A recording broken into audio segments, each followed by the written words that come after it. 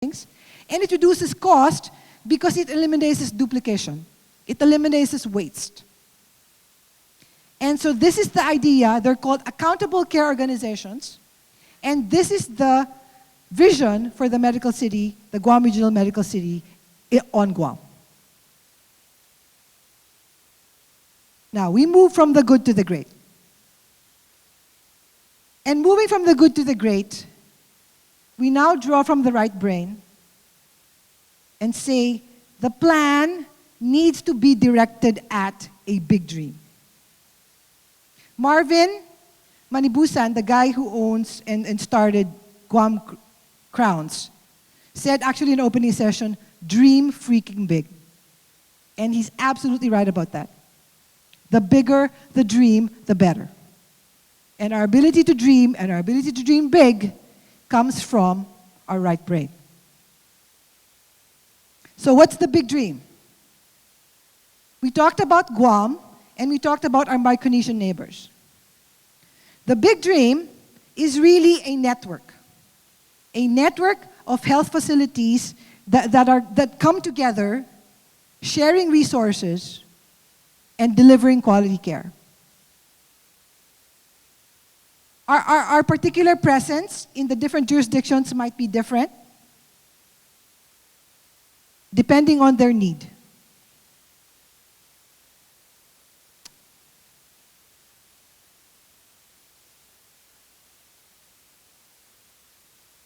But the network concept has clearly been established as the most appropriate model, particularly in locations that are resource-strapped.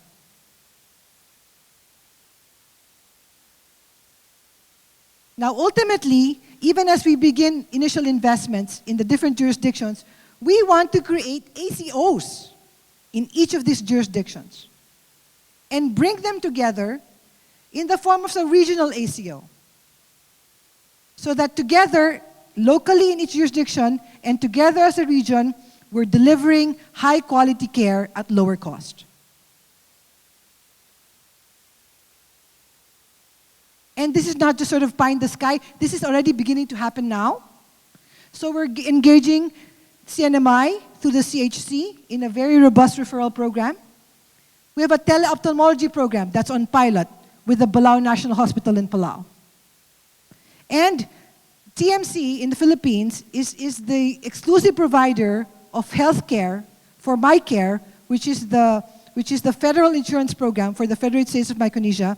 And we're also looking at making an investment locally in a diagnostic facility that will support continuity of care across the locations. Now, this healthcare system, robust or ambitious it might be, needs a way to fund itself. It needs to be sustainable. And the way it's sustainable is through a fund, a health fund, that's also regional. Now, the source of funding can be local, can be from individuals, can also be from federal. But the thing about this fund is it will be successful because it pools risk and it pools resources. And that's the measure of a successful regional health plan. So, regional health network funded ultimately by a regional health plan. The APIL, the Association for Pacific Island Legislators, has already put forward a resolution and is very much committed to advancing the idea of a regional health network funded by regional plan across the Blue Continent. And we're so proud to have been part of this and continue to support this effort by generating funding. So we got a grant from the ADB to do a market study on the regional health network, and we're also securing funding now to do the actuarial study for the regional health plan.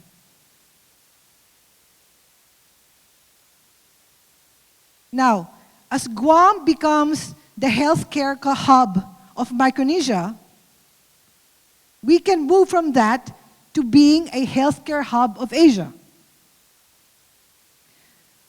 Whatever the problems of the US healthcare system is or are, in many parts of the world, it is still recognized as the best healthcare system that there is. And Guam can be the platform for that, attracting patients for quality, US-grade, world-class healthcare from patients from across the region. Now, this is 180 degrees from where we were before, where people were leaving Guam for healthcare. Now we're envisioning a time, not too much in the future, when people will be coming to Guam. People from all parts of Asia coming to Guam for health and healthcare. So even bigger dream. Because of the current geopolitical situation, it's not difficult to imagine a time when we parlay our leadership in healthcare to social leadership, economic leadership, even political leadership. And here's the situation. For a long time, Guam has really been the victim of what has been referred to as the tyranny of distance. And essentially what this is trying to say is that because we're so far from the US, we're an afterthought. Sometimes we're even forgotten. But if you look at the current situation now and prospectively, Asia is where it's at. Guam is where it's at. So the tables have turned, and it's actually the mainland US that is now suffering from the tyranny of distance, being so far away from where the action is, and we are benefiting from what I'm calling the luxury of proximity. And so we need to be able to, and we should be committed to, leveraging this switching of the tables to gain ascendancy, to gain leadership across various fronts in the Asian region.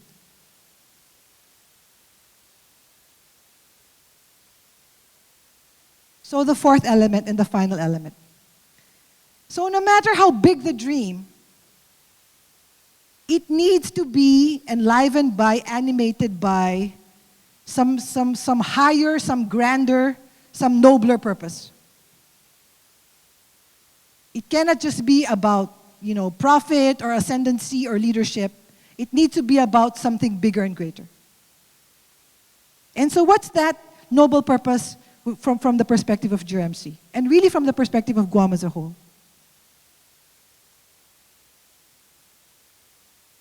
I need to draw from our mission vision because I think this says it all. So we talked about wanting to be a network, healthcare network, not just for Guam, but for the whole Micronesian region.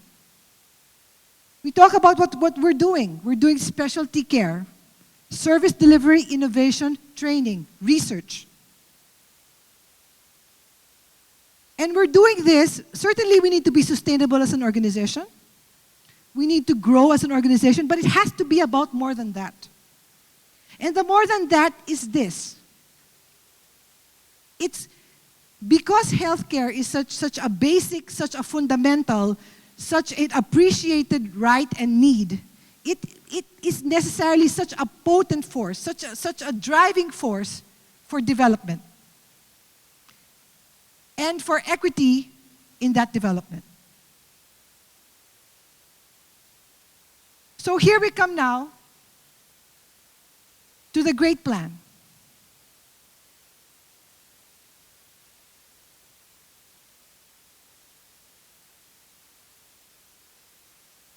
Good data, sound principles, big dream, noble purpose. Clearly, for the plan to be from good to great, we need to engage both hemispheres of the brain. If we're just using our right brain, we end up with what? A daydream, a fantasy.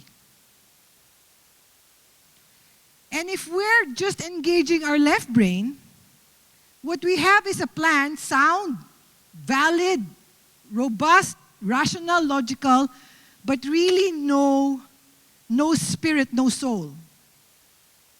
So not motivating, not inspiring, not driving us to move forward in its realization. And I think the lesson here is that we need to think about bringing things together. Bringing things that are different, bringing things that are diametrically opposed. These two parts of the brain, by making them come together, what you have is really like a gestalt. like a sum of the pieces that is the whole that is greater than the sum of the pieces. And I think there's a very, very profound lesson in that. How we bring together, how we coordinate, how we integrate elements that are seemingly different, seemingly opposed even.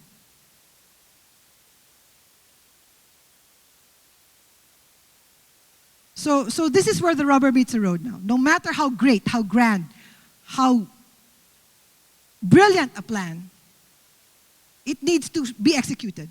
It needs to be implemented. And the reality of it is there's a direct correlation between how great is the plan and how difficult it is to implement. I've experienced this firsthand, trying to start a hospital, and trying to start a hospital on Guam.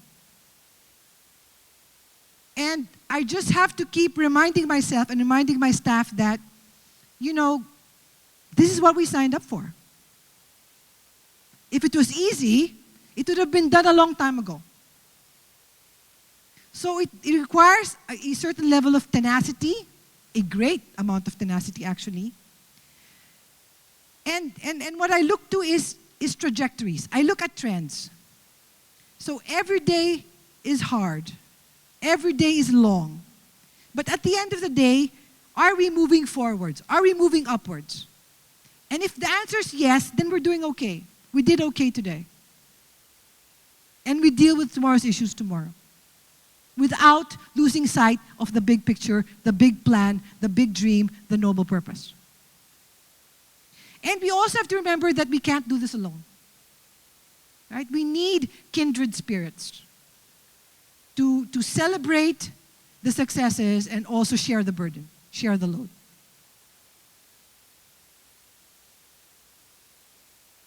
So this is my last slide. I'm sure you're all familiar with OOG, only on Guam. And every time I've heard this expression, it's really sort of in a disparaging tone, with a frown or a smirk or a shake of the head or a shrug of the shoulder, really, really almost expressing frustration, exasperation even. And I must admit, I've used this expression in that context too. But I think we would really have turned the corner, made a turnaround, when we can talk about only on Guam with pleasure, with satisfaction, with pride. So it moves from a criticism to a claim. Only on Guam. Only on Guam. And truthfully, I don't believe that it will take us 50 years to make this turnaround, because it's already happening today. It's happening today with us. It's happening today here. And I'm so grateful, and the Guam Regional Medical City is so grateful to be a part of it. So thank you very much.